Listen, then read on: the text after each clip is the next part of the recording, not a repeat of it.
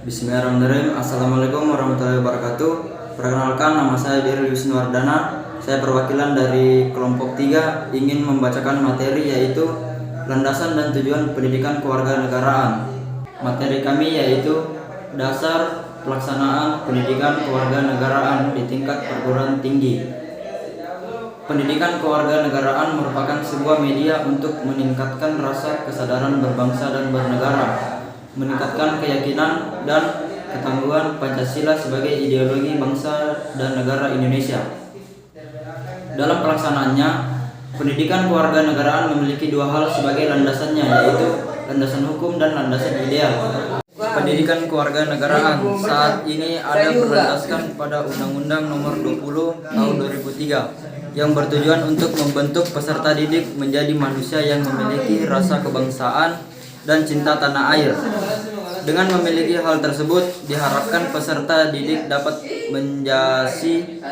menjadi generasi yang dapat menjadi solusi bagi permasalahan yang terjadi di Indonesia.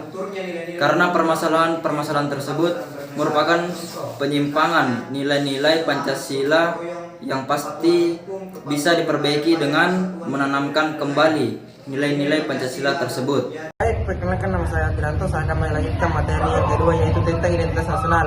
Menelusuri konsep dan urgensi identitas nasional. Konsep identitas nasional dibentuk oleh dua kata dasar, ialah identitas dan nasional. Dengan demikian, identitas menunjukkan pada ciri atau penanda yang dimiliki oleh seorang pribadi, misalkan diwujudkan dalam beberapa bentuk. Identitas diri, misal dalam kartu tanda penduduk, ID, KAR, surat izin mengemudi, kartu pelajar, dan kartu mahasiswa.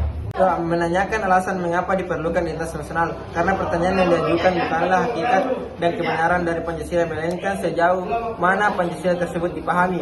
Pembeda yang dimaksud adalah kekas positif, yakni ciri bangsa yang beradab, unggul dan terpuji, bukanlah sebaliknya, yakni kekasan yang negatif, bangsa yang tidak beradab, bangsa yang miskin, terbelakang, dan tidak terpuji.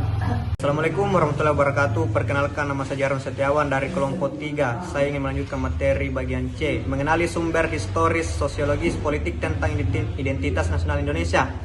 Bangsa Indonesia yang memiliki identitas primer atau jenis etnis atau suku bangsa lebih dari 700 suku bangsa lebih telah bersepakat untuk membentuk negara Kesatuan Republik Indonesia dengan menyatakan membangun argumen tentang dinamika dan tantangan identitas nasional Indonesia.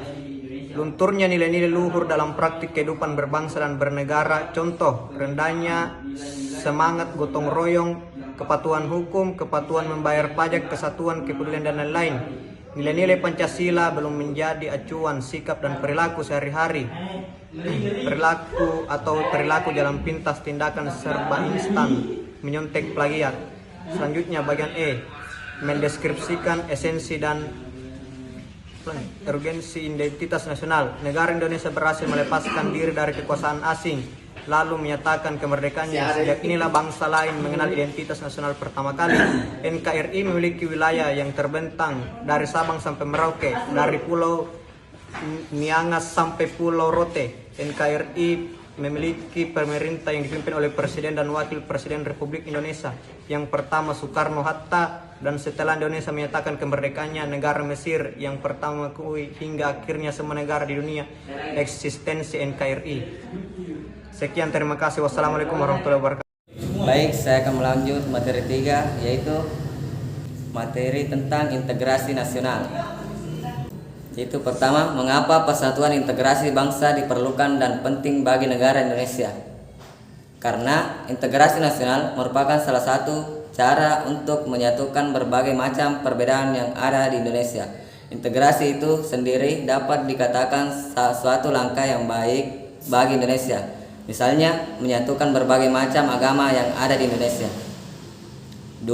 Apa saja tentang yang dihadapi oleh bangsa Indonesia dalam mempertahankan persatuan dan kesatuan bangsa Indonesia.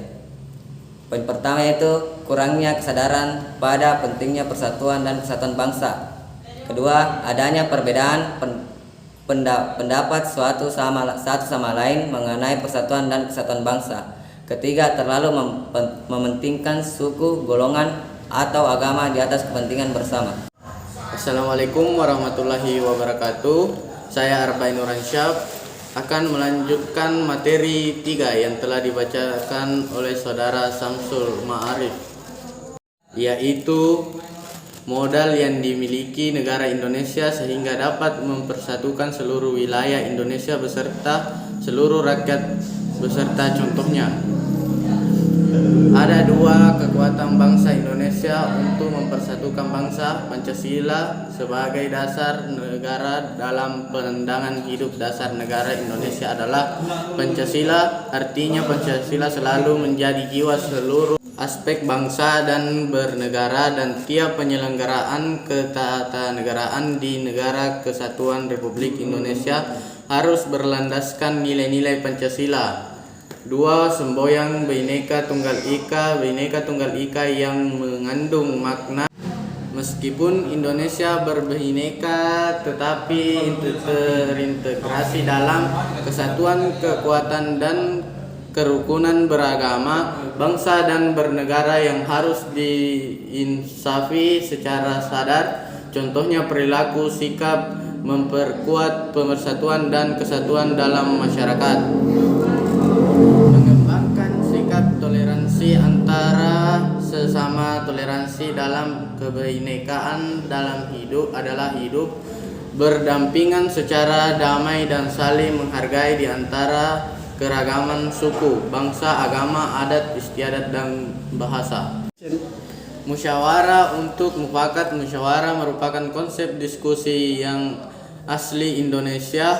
Dalam musyawarah yang dipikirkan adalah mencapai keputusan yang dianggap paling utama berdasarkan hati nurani, pertimbangan akal sehat, serta dapat dipertanggungjawabkan di hadapan Tuhan Yang Maha Esa, serta nilai-nilai kemanusiaan yang adil dan beradab.